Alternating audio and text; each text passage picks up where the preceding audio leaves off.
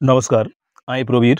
আজ আবারও আমরা চলে এসেছি এই ত্রিনেত্র চ্যানেলের মাধ্যমে ষষ্ঠ শ্রেণীর পশ্চিমবঙ্গ বিজ্ঞান মঞ্চের মেধা অন্বেষণ 2025 সালের মডেল প্রশ্নপত্রের সমাধান নিয়ে। যদিও গত পর্বে আমরা অর্থাৎ এই 25 পৃষ্ঠার যে প্রশ্নগুলো রয়েছে তা লাইভ ভিডিওর মাধ্যমে তুলে ধরার চেষ্টা করেছিলাম, কিন্তু পরবর্তী ক্ষেত্রে যখন ভিডিওটা দেখলাম, যেহেতু লাইভ করার ক্ষেত্রে আমার সেরকম অভিজ্ঞতা নেই, যখন দেখলাম দেখা গেল ভিডিওগুলোতে প্রশ্নগুলোর উত্তর করার সময় কোনো লেখা ঠিকমতো বোঝা যাচ্ছিল না। তো সেই কারণে অঙ্কগুলো করা আছে, আমরা আবারও যথারীতি সেই প্রশ্নগুলোর উত্তর একবার ঝালিয়ে নেব আমাদের আজকের পর্বে। তাই 1 থেকে 30 পর্যন্ত যে প্রশ্নগুলো ছিল এই পৃষ্ঠা 25 এবং 26 পৃষ্ঠায় পশ্চিমবঙ্গ বিজ্ঞান মঞ্চের মেধা অন্বেষণের সেই প্রশ্নগুলো প্রত্যেকটির উত্তর তোমাদের জানিয়ে দেব। তো সেই কারণে আমি আমার প্রত্যেক ভিউয়ার্স তথা সচেতন অভিভাবক এবং প্রিয় ছাত্রছাত্রীদের বলবো, ভিডিওটা সম্পূর্ণরূপে দেখবে। তার পাশাপাশি ভিডিওটা ভালো লাগলে লাইক, কমেন্ট, শেয়ার করে আরও অন্যান্য বন্ধুবান্ধবদের মধ্যে ছড়িয়ে দেবে। এবং সেই সঙ্গে বলবো যে যাতে করে ভিডিওগুলো আমাদের আরও ভালোভাবে আমরা করতে পারি, সেই কারণে আর্থিক সাহায্য সহযোগিতার জন্য হাত বাড়িয়ে দেবে। সেই জন্য আমরা ফোনপে বা গুগল পে করার জন্য আমরা যে স্ক্যানার, সেই স্ক্যানারটিও তোমাদের দিয়ে দেব। তো তোমরা চাইলে আর্থিক সহযোগিতার মাধ্যমে আমাদের এই চ্যানেলটিকে আরও বেশি এগিয়ে নিয়ে যেতে সাহায্য সহযোগিতা করতে পারো। তো চলো আজ আমরা তাহলে এই গণিত পোর্শনের যে অংশগুলো রয়েছে তার মধ্যে 30টি প্রশ্ন, যে 30টি প্রশ্ন আমরা লাইভ ভিডিওর মাধ্যমে তোমাদের সমাধান করে দিয়েছিলাম, বুঝিয়ে দিয়েছিলাম, আজকের পর্বে শুধুমাত্র তাদের উত্তরগুলো সম্পর্কে আমরা তোমাদের আরও একবার ঝালিয়ে দেব। তারপর পরবর্তী ক্ষেত্রে বাকি যে প্রশ্নগুলো থাকবে ধীরে ধীরে আমরা সেই অঙ্কগুলিরও সমাধান আগামী পর্বগুলিতে তুলে ধরব। তো চলো দেখো, প্রথম প্রশ্নে ছিল কত কিলোমিটারের 1/5 অংশ 2 কিলোমিটার। তো এক্ষেত্রে আমাদের কি করতে হবে না, যেহেতু এই 1/5 অংশ সমান 2 কিলোমিটার, তাহলে এক অংশ বা সমস্ত অংশটি সমান সমান হবে 2 গুণ 5। এক্ষেত্রে 1/5 ছিল, তাই 2-এর সঙ্গে এই 1/5 উল্টে গিয়ে 5 হয়ে যাবে, শুধু গুণ হবে। গুণ হয়ে পাচ্ছি কত না 10 কিমি। তাহলে 1/5 অংশ 2 কিলোমিটার হলে কত কিলোমিটার মোট হবে তখন 10 কিলোমিটার বা কিমি। এখানে বলা রয়েছে একটি প্রকৃত ভগ্নাংশের লব ও হরের সমষ্টি 3 হলে ভগ্নাংশটি কত। 3 হবে ভগ্নাংশের লব এবং হরের যোগফল। এখানে ভগ্নাংশটা হচ্ছে কত না 1/2। এখানে উপরে লব 1 আর নিচে হর 2, এদের যোগফল হলো 3। যেহেতু এটা প্রকৃত ভগ্নাংশ হবে বলা আছে, তাই এখানে লব হবে ছোট, হর হবে বড়। তাহলে এই দুইয়ের মধ্যে তফাৎ হলো, এই 2 এবং 1-এর তফাৎ 1, তাই উপরে ছোট নিচে বড় প্রকৃত ভগ্নাংশের রূপে আমরা 3 সংখ্যাটাকে ভেঙে নিয়েছি। এবার দেখো 3-এর দাগের প্রশ্নে যেটা ছিল সেটা ছিল 10.80 টাকার 1/6 অংশ কত। এই 10.80কে 1/6 দিয়ে গুণ করে আমরা পেয়েছি কত না 1.80 টাকা। এটা হয়েছে আমাদের 3 নম্বর প্রশ্নের উত্তর। এবার দেখো 4-এর দাগের প্রশ্নে যেটা ছিল বলা ছিল 5 মিনিট 1 ঘন্টার কত অংশ। আমরা জানি 1 ঘন্টা সমান সমান 60 মিনিট, তার মানে 5-এর 60। 5-এর 60 সমান হলো কি না 1/12 অংশ। এবার 1 পয়সায় কত টাকা। 1 পয়সায় কত টাকা হবে না 1/100 সমান 0.01 টাকা। 0.01 টাকা। 6-এর দাগের 1 সেকেন্ড 1 ঘন্টার কত অংশ। 1 সেকেন্ড 1 ঘন্টার কত অংশ, এটা আমাদের বার করতে বলা আছে। 1 পয়সা 1 সেকেন্ড 1 ঘন্টার কত অংশ। আমরা কি জানি না 1 ঘন্টা সমান সমান 3600 সেকেন্ড, তাই 1-এর 3600 অংশ হবে। এটা হলো আমাদের 6-এর দাগের প্রশ্নের উত্তর। এবার দেখো 7-এর দাগের বলেছে জলের পাইপ কিরূপ ঘনবস্তু। এটি চোঙের মানে জলের পাইপ, সেটি হয় মূলত চোঙ আকৃতির ঘনবস্তু, যার 2 মুখ খোলা থাকলে একটি মাত্র তল, সেটা হলো বক্রতল। এবার ঘনকের শীর্ষবিন্দুর সংখ্যা, এখানে দেখো একটা ঘনকের চিত্র আমরা অঙ্কন করে নিয়েছি। সেই অঙ্কন করার মাধ্যমে আমরা দেখিয়েছি কটা আছে না, এক্ষেত্রে তার মোট 8টি শীর্ষবিন্দু থাকে। একটি ঘনকের শীর্ষবিন্দু সংখ্যা হলো 8টি। এবার বলছে পঞ্চভুজের কয়টি কর্ণ, এই পঞ্চভুজের কর্ণ সংখ্যা সমান সমান 10টি। কী করে তা নির্ণয় করতে হয়, আমরা এই পঞ্চভুজের ক্ষেত্রে দেখিয়েছি 4 যোগ 3 যোগ 2 যোগ 1, এইভাবে যোগ করে আমরা পেয়েছিলাম কত না 10টি, অর্থাৎ একটি পঞ্চভুজের কর্ণ সংখ্যা হবে 10টি। এবার দেখো 10এর দাগের যে প্রশ্নটা ছিল তার উত্তর। 10এর দাগের প্রশ্নে বলা ছিল 250 টাকার 20% সমান কত টাকা, অর্থাৎ 250 ইন্টু 20/100 আমরা কাটাকুটি করেছি, পেয়েছি কত না 50 টাকা পেয়েছি। তার মানে 250 টাকার 20% হলো 50 টাকা। এবার 11 দাগের যে প্রশ্নটা ছিল দেখো, এখানে বলা ছিল 2x² - 7y + 10 এর সঙ্গে কত যোগ করলে যোগফল 0 হবে। তাহলে এই যে মানটা, তার মান 0 হতে গেলে আমাদের কত যোগ করতে হবে না, এটাকে বিপরীতধর্মী চিহ্ন দিয়ে আমরা একে যোগ করব, তাহলেই আমাদের কি হবে, কেটে যাবে, তখন 0 আসবে। তাই 2x এর জায়গায় হয়ে গেল -2x², -7y এর জায়গায় হয়ে গেছে +7y, +10 এর জায়গায় হয়ে গেছে -10, অর্থাৎ -2x² + 7y - 10 যদি যোগ করি এই 2x² - 7y + 10 এর সঙ্গে, তাহলে 0 হবে। একই রকমভাবে 12 দাগের প্রশ্নটিও ঠিক একই রকম। প্রশ্নটিতে বলা রয়েছে 2x² এর সঙ্গে কত যোগ করলে যোগফল 0 হবে। না, এক্ষেত্রে যদি 0 হবে বলছি, তাহলে এটাকেও ঠিক একই বিপরীত চিহ্ন দিয়ে যোগ করব, অর্থাৎ 2x² হবে, সেটা -2x² হয়ে যাচ্ছে। 2x² থেকে -2x² হয়ে যাবে, তাহলে এই 2x² এর সঙ্গে -2x² যোগ করলে হবে 0। এই গেল 12 দাগের প্রশ্ন। এবার দেখো 13 দাগে। 13 দাগের প্রশ্নে বলা রয়েছে y এর 3/4 অংশ থেকে 4/3 বিয়োগ করলে বিয়োগফল কত হবে। তাহলে এখানে হবে 3y/4, এই 3y/4 থেকে বিয়োগ করছি কত না 4/3, তাহলে বিয়োগ 4/3 তোমার লসাগু হয়েছে এখানে 12, অর্থাৎ 9y - 16/12 হবে উত্তর। তাহলে এই 13 দাগের উত্তরটিও আমরা করে নিয়েছি।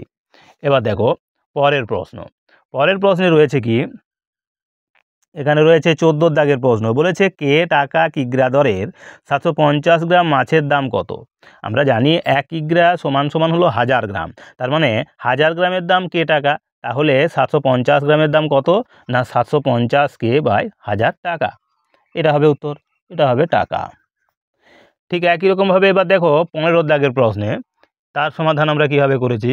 এখানে বলা রয়েছে, এখানে কি বলা আছে 15 দাগে, কি দিয়ে কোণের পরিমাণ মাপা হয়, অর্থাৎ কোণ মাপতে গেলে আমাদের কি লাগে, সেটা হলো চাঁদা। কি লাগে না, চাঁদা, অর্থাৎ চাঁদার সাহায্যে আমরা কোণের পরিমাপ করে থাকি। 16 দাগের প্রশ্ন, এখানে আছে 180 ডিগ্রি অপেক্ষা বড় কিন্তু 360 ডিগ্রি অপেক্ষা ছোট কোণকে কি কোণ বলে। এটাকে প্রবৃদ্ধ কোণ বলে। 360 ডিগ্রি থেকে ছোট হবে, 180 ডিগ্রি থেকে বড় হবে যে কোণ, তাকে বলবো আমরা প্রবৃদ্ধ কোণ। এটা হবে প্রবৃদ্ধ কোণ। এবার রয়েছে 17 দাগে, গোলকের 2টি উদাহরণ দাও। গোলক যেমন মার্বেল, ফুটবল ইত্যাদি। এবার রয়েছে দেখো 18 দাগের প্রশ্নে বলেছে -5 সেকেন্ড ব্র্যাকেটের ভিতরে 5 ফার্স্ট ব্র্যাকেটের ভিতরে 5 - 5 first bracket close second bracket close এর সরলতম মান কত।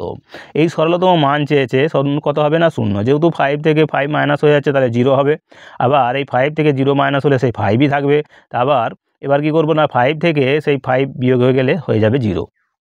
তো এটা গেল 18 দাগের প্রশ্ন। এবার 19 দাগের যে প্রশ্নটা ছিল, সেখানে ছিল কোন ক্ষুদ্রতম পূর্ণবর্গ সংখ্যা 6, 8, 12, 15, 20 দ্বারা বিভাজ্য। এখানে হয়েছে কত না 120। তোমরা এটা উৎপাদক বিশ্লেষণের মাধ্যমে করতে পারো।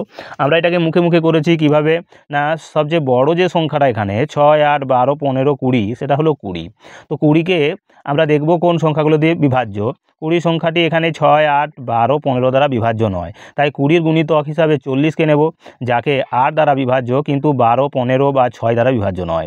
এবার 60 দিয়ে যদি এটা 20, তার আরেকটি গুণিতক হলো 60, যা 6 দ্বারা, 12 দ্বারা, 15 দ্বারা বিভাজ্য কিন্তু 8 দ্বারা বিভাজ্য নয়। তারপর 80 যদি নিই, তাহলে 80 সংখ্যাটি 8 দ্বারা বিভাজ্য কিন্তু বাকিগুলো দ্বারা বিভাজ্য নয়।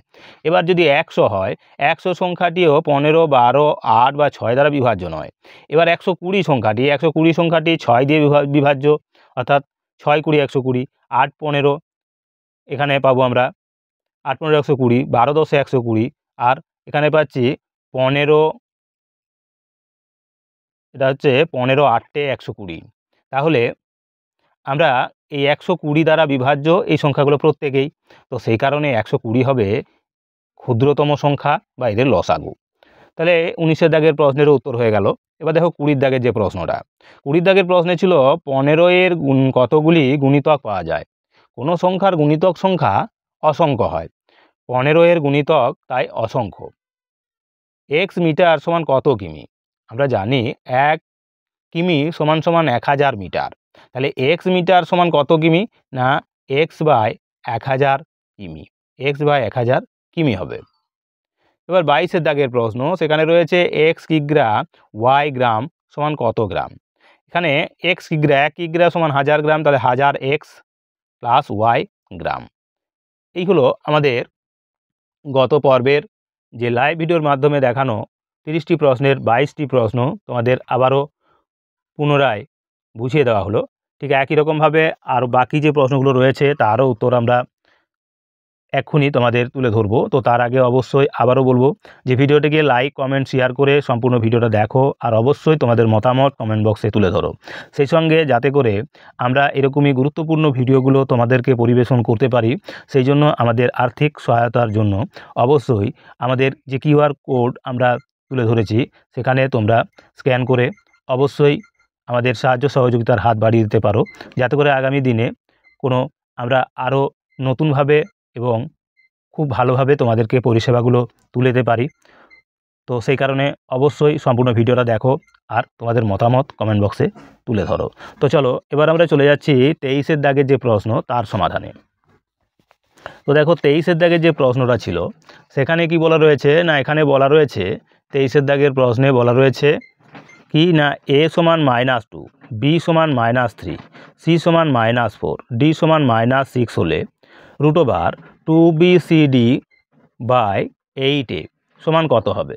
এক্ষেত্রে আমরা প্রত্যেকটির মান বসিয়ে নেব, অর্থাৎ 2 ইন্টু বি বলতে কি আছে না -3, সি বলতে কি আছে না -4, আর ডি বলতে আছে -6। তাহলে 6 4 24, 24 3 72, 72 দুগুণে 144।